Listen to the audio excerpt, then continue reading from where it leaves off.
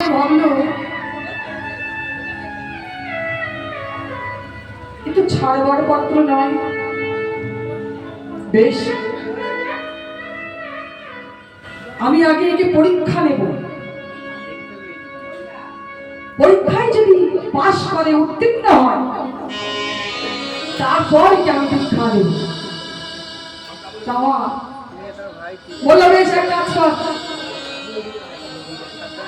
তুই যখন শুনবি না,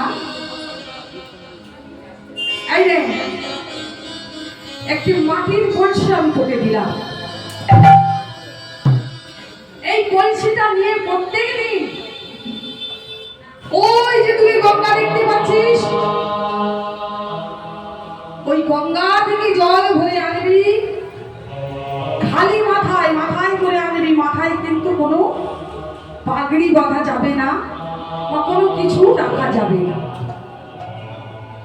প্রতিদিন জল আনবি, আর কৃষ্ণ সেবার জন্য যে তুলসীর বাগান আমি চাষ করেছি, যে ফুলের বাগান আমি চাষ করেছি, সেই তুলসীর বাগানে আর ফুলের বাগানে ঢালবি।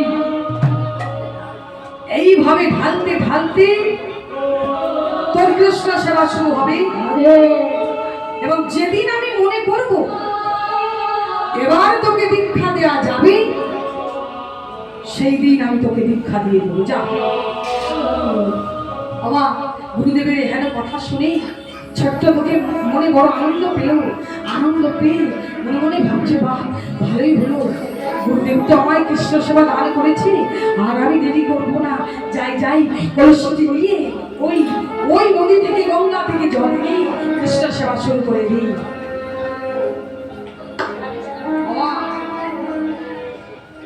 এই বলে কলসি খানে নিয়ে আজ ছোট্ট দুঃখী চলেছে কোথায়,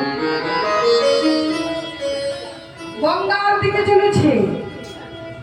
প্রতিদিন মাথায় করে জল নিয়ে কৃষ্ণের তুলসী বাগান ফুলের বাগান ঢালতে থাকি না।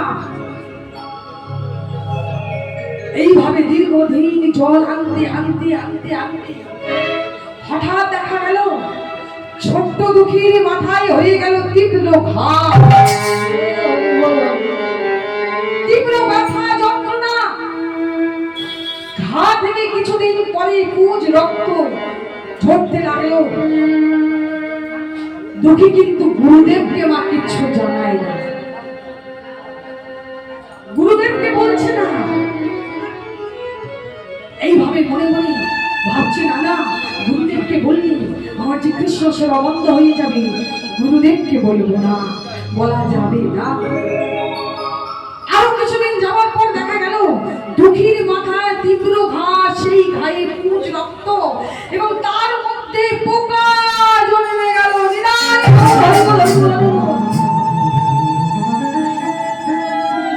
বুঝতে পারছেন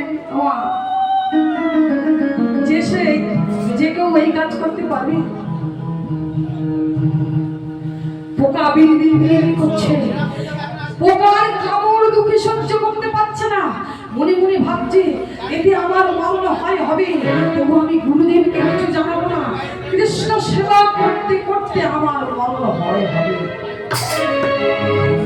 কিন্তু মা যতই বলবো না কেন, ছোট্ট শিশু মাথায় তীব্র ঘায়ের যন্ত্রণা সহ্য করতে না পেরে একদিন মনে মনে ভাবলো, আরে আমি এক কাজ করি, একটি ছোট ওড়না নিয়ে মাথাটা আমি বেঁধে দিই। যদি মাথাটা বেঁধে দিই তাহলে কলসির ঘষাটা একটু কম লাগবে, আমার যন্ত্রণা হয়তো একটু কম লাগবে। এই বলে তাড়াতাড়ি করে দুঃখী কি করেছে, একটি ছোট্ট ওড়না নিয়ে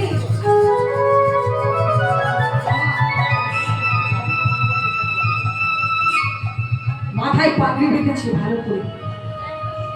ভালো করে মাঝখানটা দিয়েছে, দিয়ে চারিদিকে দেখছে, বাচ্চাটা ভয় পাচ্ছে।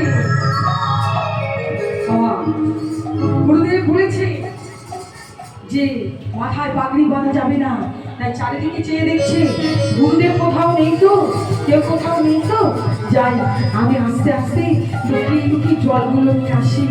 এই বলে ছোট্ট দুঃখী যেমন এক পা দু পা ঘুরে